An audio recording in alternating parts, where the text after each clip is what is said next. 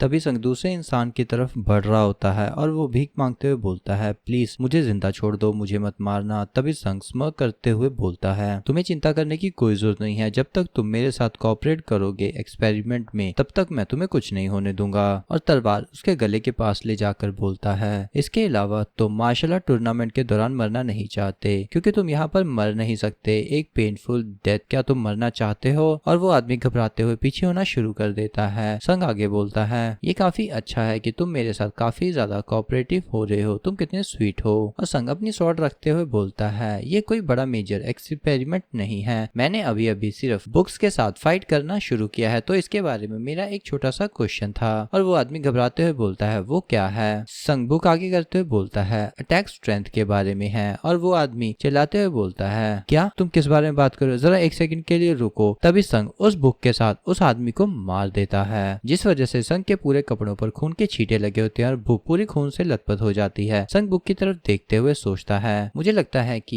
ये बुक एक वेपन के रूप में अच्छी नहीं है क्योंकि इसकी रेंज भी बहुत शॉर्ट है और इसे अच्छे तरीके से अटैक भी नहीं किया जा रहा है। और संग सीरियस होते हुए बुक के बारे में सोच रहा होता है, मैं अपनी स्किल के लिए थैंकफुल हूँ कि मैं बुक के बिना नहीं जी सकता, भले ही मेरे हाथ में कोई किताब ना हो और मैं इसके कांटेक्ट में ना हूँ, पर मैं ऐसे एक्ट कर सकता हूँ कि ये मेरे हाथ में है और मैं इसे डायरेक्टली यूज कर सकता हूँ और मैं इस बुक को एक मटेरियल की तरह या अपने हाथ के पीछे रख सकता हूँ जो कि एक शील्ड की तरह काम करेगी जो छोटी सी होगी। तभी अनाउंसमेंट होता है, प्रीलिमिनरी राउंड ओवर हो चुका है, दो लोगों को कंग्रेचुलेट किया जाता है, घोस्ट और जुंगसू को। ये सुनकर संग सोचता है कि दो लोग, और दूसरी तरफ पलटकर देखता है और वहां पर एक आदमी घबराते हुए अपने सर को पकड़कर कंफ्यूजन में बैठा होता है, जिसके पहले दांत तोड़ दिए गए थे और वो दूर से ही करा रहा होता है और संग को देखकर भागते हुए बोलता है, ये तो एक इवल है। संग उसे जाते हुए देखकर सोचता है, ये वो पर्सन है जो मेरे पहले अटैक के बाद ही बेहोश हो गया था, मुझे लगता है कि मैं इसके बारे में भूल गया था।